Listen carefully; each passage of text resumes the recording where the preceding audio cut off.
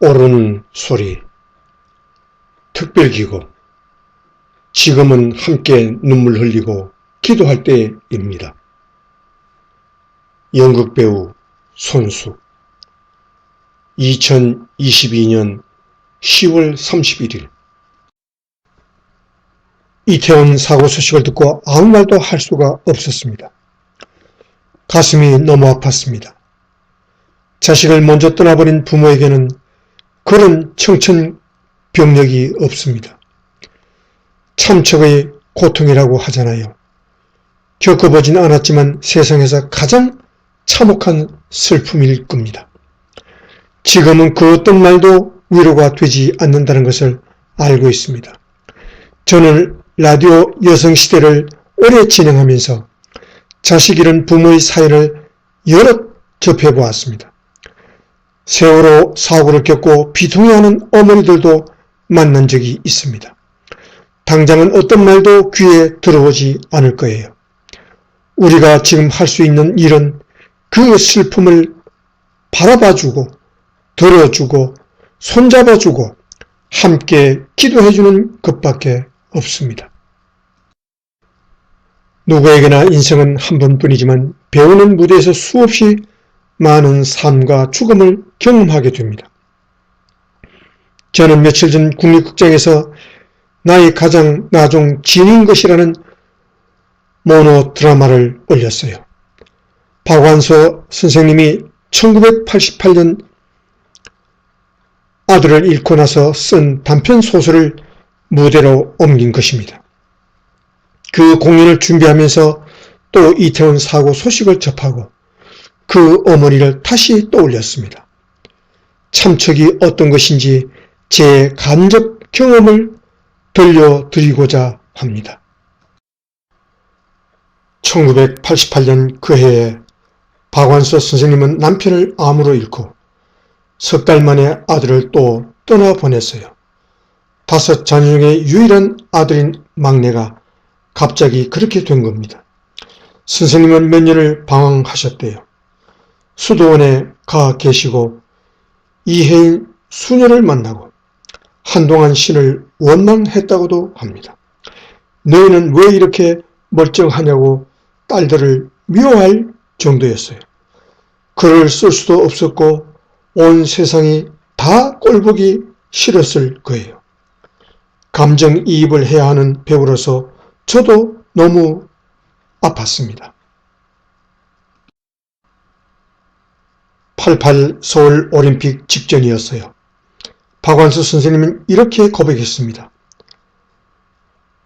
아들이 죽었는데 기차는 달리고 계절이 바뀌었다고 아들이 죽었는데 88 올림픽이 예정대로 열린다니 도저히 참을 수 없었다고. 생때 같은 내 자식이 죽었는데 성화가 도착했다며 잔치를 벌이고 춤을 추는 걸 견딜 수 없었다고.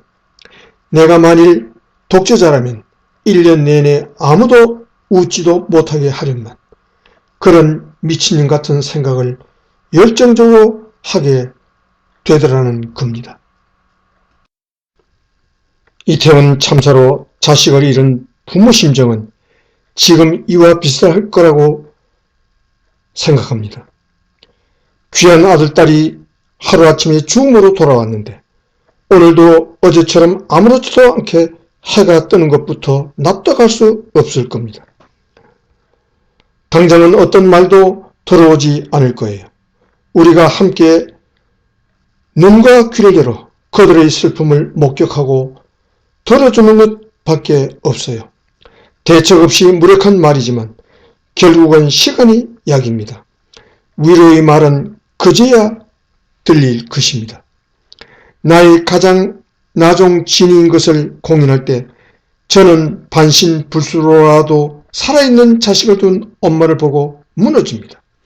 자식이 그렇게라도 살아있다는 것, 눈으로 볼 수 있고 만질 수 있고 먹일 수 있다는 게 얼마나 부러운지. 박완서 선생님도 참척의 고통을 당하고 세월이 몇 년 지나고 나서야 그 경험을 소설로 문학으로 옮길 수 있었다고 합니다. 그 당시에는 정말 아무것도 할 수가 없었을 거예요. 정부는 일주일간 국가적 애도 기간을 정했습니다. 지금은 국민들이 묵묵히 들어주고 봐주고 가능하면 손잡아주고 그것밖에 할 수 있는 게 없어요.